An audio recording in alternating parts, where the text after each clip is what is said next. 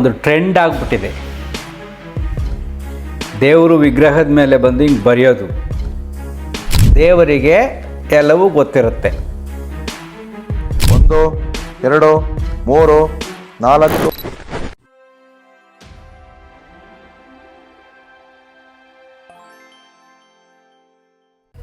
ನಮಸ್ಕಾರ ಸ್ನೇಹಿತರೆ. ಈಗ ಒಂದು ಟ್ರೆಂಡ್ ಆಗಿಬಿಟ್ಟಿದೆ. ದೇವರು ವಿಗ್ರಹದ ಮೇಲೆ ಬಂದು ಹಿಂಗೆ ಬರೆಯೋದು. 1 2 3 4. ನಿಮ್ಮ ಮನಸ್ಸಲ್ಲಿ 4 ಪ್ರಶ್ನೆಗೆ ಬಂದಿದ್ದೀರಾ ಅಂತ ಹೇಳ್ತಾರೆ, ನಿಜನಾ? ಅದ್ರ ಬಗ್ಗೆ ತುಂಬ ಜನ ವಿಡಿಯೋ ಕಳಿಸಿ ನನಗೆ ಕ್ವಶನ್ ಕೇಳ್ತಾ ಇರ್ತಾರೆ, ನಿಜನಾ ಸುಳ್ಳ ಅಂತ. ಈ ಸುಳ್ಳು ಅಂತೆ ಕಂತೆಗಳ ಬಗ್ಗೆ ವಿಡಿಯೋ ಮಾಡೋಕ್ಕೆ ನನಗೇ ಬೇಜಾರಾಗ್ಬಿಟ್ಟಿದೆ. ಯಾಕೆಂದರೆ ಅದು ಆ ಥರ ಬೇಕಾದಷ್ಟಿವೆ. ಸೊ ವಿಡಿಯೋ ಪದೇ ನಾನು ಕಳಿಸೋದು ನೋಡಿ ಹೋಗಲಿ ಅಂದ್ಬಿಟ್ಟು ನೀವೇ ಚೆಕ್ ಮಾಡ್ರಪ್ಪ ಅಂತ ಒಂದು ಪ್ರಶ್ನೆ ಕೇಳ್ತೀನಿ. ನೋಡಿ, ದೇವರು ಅಂದರೆ ಸರ್ವಶಕ್ತ, ಎಲ್ಲವೂ ತಿಳಿದವನು. ಇದು ಮೊದಲನೇ ಪಾಯಿಂಟ್, ಅರ್ಥ ಮಾಡ್ಕೊಳ್ಳಿ. ದೇವರಿಗೆ ಎಲ್ಲವೂ ಗೊತ್ತಿರುತ್ತೆ. ಅಲ್ಲಿ ಯಾವುದೋ ಊರಿಂದ ಬರ್ತಾರೆ, ನೀನು ಪ್ರಶ್ನೆ ಹೇಳು ಅಂತ, ಇವರೇನೇ ಇಂಥ ಪ್ರಶ್ನೆ ಅಲ್ವಾ ಅಂತ ಬರೆದು ಉತ್ತರ ಕೊಡ್ತಾರಲ್ವಾ. ಈಗ ನೀವು ಯೋಚನೆ ಮಾಡಿ ನೋಡಿ, ಆ ವಿಡಿಯೋ ನೋಡಿ. ಒಂದು ಕೆಲಸದ ಬಗ್ಗೆ ಕೇಳ್ತಾ ಇದ್ದೀರಾ. 2ನೇ ವಿಚಾರ ಹಣಕಾಸಿನ ಅಭಿವೃದ್ಧಿ, 4ನೇ ವಿಚಾರ ಸ್ತ್ರೀ ವಿಚಾರ. ಆಮೇಲೆ ನೀವು ಯೋಚನೆ ಮಾಡಿ ನೋಡಿ, ಈಗ ಅಲ್ಲಿ ಕನ್ನಡದಲ್ಲಿ ಬರೆಯುತ್ತೆ, ದೇವ್ರಿಗೆ ಕನ್ನಡ ಮಾತ್ರ ಬರುತ್ತೆ. ಮಲಯಾಳಿನೋ ಬೆಂಗಾಳಿನೋ ಯಾರನ್ನೋ ಒಬ್ಬರು ಕರ್ಕೊಂಡೋಗಿ ಅಲ್ಲಿ ನಿಲ್ಲಿಸಿ, ಅವನು ಕನ್ನಡ ಬರಲ್ಲ, ದೇವರು ಬೆಂಗಾಳಿಲಿ ಬರೀಬೇಕು. ಪೂಜಾರಪ್ಪ ದೇವರು ಬರೆಯೋದನ್ನು ಓದ್ತಾನಲ್ವಾ, ಪೂಜಾರಪ್ಪನ ಓದೋಕ್ಕಾಗಲ್ಲ, ಪೂಜಾರಪ್ಪನ ಕನ್ನಡ ಮಾತ್ರ ಬರೋದು. ಇನ್ಯಾರು ಬೆಂಗಾಲಿಗಳು ಇರ್ತಾರೆ, ಅವರೇ ಓದ್ತಾರಲ್ಲ ಏನು ಬರೆದಿದೆ ದೇವರು ಅಂತ. ದೇವರಿಗೆ ಎಲ್ಲ ಭಾಷೆ ಗೊತ್ತು. ಯೋಚನೆ ಮಾಡಿ ನೋಡಿ, ಬೆಂಗಾಳಿ ಭಾಷೆಯಲ್ಲಿ ಬರೀಲಿ, ಮಲಯಾಳಿಲಿ ಬರೀಲಿ, ಅಥವಾ ಫ್ರೆಂಚ್ನವ್ರೊಬ್ರು ಕರೆಸಿ, ಚೈನಾದವರು ಯಾರು ಬರ್ತಾರೆ ಅವ್ರು ನಿಂತ್ಕೊಳ್ಳಿ, ಅದು ಚೈನಾದಲ್ಲಿ ಬರೀರಿ. ಯಾಕೆ ದೇವ್ರಿಗೆ ಎಲ್ಲ ಭಾಷೆ ಗೊತ್ತಲ್ವಾ. ದೇವರಿಗೆ ಎಲ್ಲ ಭಾಷೆಯಲ್ಲಿ ಬರೆಯುವ ತಿಳುವಳಿಕೆ ಇರಲ್ಲ, ದೇವರಿಗೆ ಬರಲ್ಲ. ಯಾಕೆಂದ್ರೆ ಅಲ್ಲಿ ಪೂಜಾರಿ ಬರಿತಾ ಇರೋದು, ಗೆಸ್ ಮಾಡ್ಕೊಂಡು ಬರೀತಾರೆ, ಇವರೇ ಕ್ವಶನ್ ಕೇಳ್ತಾರೆ, ಉತ್ತರ ಕೊಡ್ತಾರೆ. ಇದು ಸಿಂಪಲ್ ಲಾಜಿಕ್. ಯಾರ ಮೇಲೆ ಅದು ದೇವ್ರು ಬಂದರೂ ಕೂಡ ಇಷ್ಟೇ. ಬಟ್ ನೂರಾರು ಜನರ ಮೇಲೆ, ನೂರಾರು ದೇವಸ್ಥಾನಗಳಲ್ಲಿ ಈ ದೇವ್ರು ಬರ್ತಾನೆ ಇರುತ್ತೆ. ನೀವು ಅದು ನಂಬಿ ಹೋಗಿ ಕೇಳಕ್ಕೆ ಹೋಗ್ತೀರ, ಕೇಳ್ರಪ್ಪ ನಿಮ್ಮ ನಂಬಿಕೆ. ಬೇರೆ ಭಾಷೆಲಿ ಕೇಳಲಿ, ಅದು ಬೇರೆ ಭಾಷೆಲಿ ದೇವ್ರು ಉತ್ತರ ಕೊಡಿ ನೋಡೋಣ. ಸಿಂಪಲ್ಲು. ಏನು ಟೆಸ್ಟ್ ಮಾಡೋದು ದೊಡ್ಡದ? ಇವೆಲ್ಲ ನಾವು ಮಾಡಿ ಬಿಟ್ಬಿಟ್ಟಿದ್ದೀವಿ ನಾವೆಲ್ಲ.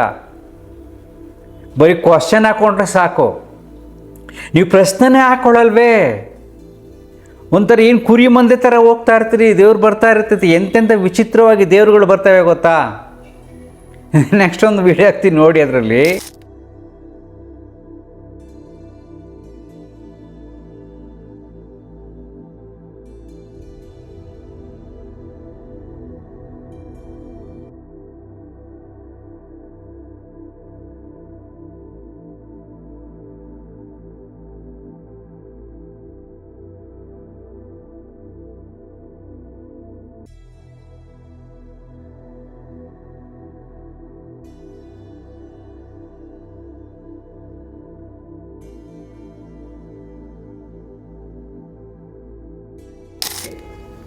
ಹನುಮಂತ ಅವನ ಮೇಲೆ ಬಂದು, ಅವನು ಹನುಮಂತ ಥರನೇ ಮೇಲೆ ಹೋಗಿ ಅಲ್ಲಿ ಬಾಳೆಹಣ್ಣು ಕಟ್ಟಿರ್ತಾರೆ, ಅದು ಕಿತ್ಕೊಂಡು ತಿನ್ನೋದು, ಅದ್ರ ಮೇಲೆ ಆಟ ಆಡೋದು, ಕೆಳಗಡೆ ಇವರೆಲ್ಲ ನೋಡೋದು. ಇನ್ನೊಬ್ಬ ಹನುಮಂತ ಥರ ಮುಖ ಹಾಕೊಂಡು ಗುರುಗುರೋದು ಮಾಡ್ತಾರೆ. ಆ ವಿಡಿಯೋಗಳೆಲ್ಲ ಇದೆ ಸದ್ಯಕ್ಕೆ, ಅದೆಲ್ಲ ಹೋಗಿದೆ.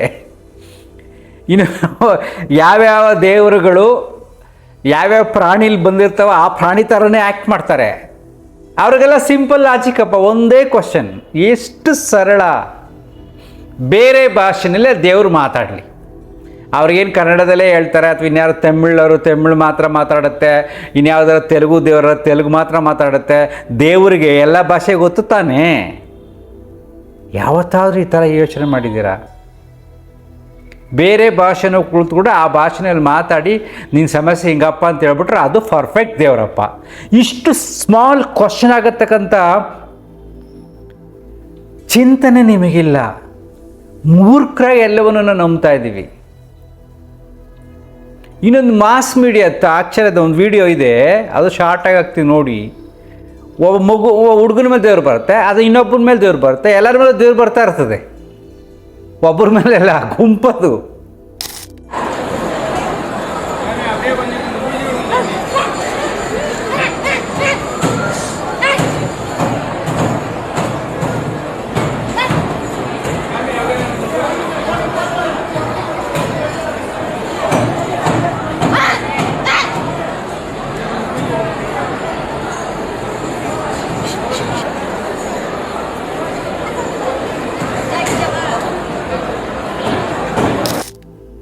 ಅಲ್ವಾ? ಇನ್ನು ಬೇರೆ ಬೇರೆ ಕೆಲವು ನೋಡಬೇಕು, ಕ್ರಿಶ್ಚಿಯನ್ಸ್ ಕೆಲವು ವೀಡಿಯೋಗಳಿದೆ. ಸದ್ಯಕ್ಕೆ ಅವೆಲ್ಲ ಏನು ಹಾಕಲ್ಲಕ್ಕೆ ಟೈಮ್ ಇಲ್ಲ, ವೀಡಿಯೋಗಳು ಜಾಸ್ತಿ ಆಗ್ತವೆ. ಅಲ್ಲಿ ಎಲ್ಲರ ಮೇಲೂ ದೇವ್ರು ಬಂದ್ಬಿಡುತ್ತೆ, ವಿಚಿತ್ರವಾಗಿ ಆಡ್ತಾರೆ. ಎಲ್ಲ ಧರ್ಮಗಳಲ್ಲೂ ಒಂದೇ ಧರ್ಮ ಅಂತ ಇರಲಿಲ್ಲ, ಇನ್ನು ಇಸ್ಲಾಂ ಧರ್ಮದಲ್ಲಿದೆ ಕೆಲವರೆಲ್ಲ ವೀಡಿಯೋಗಳಿದೆ, ಬರ್ತಾ ಇರುತ್ತೆ.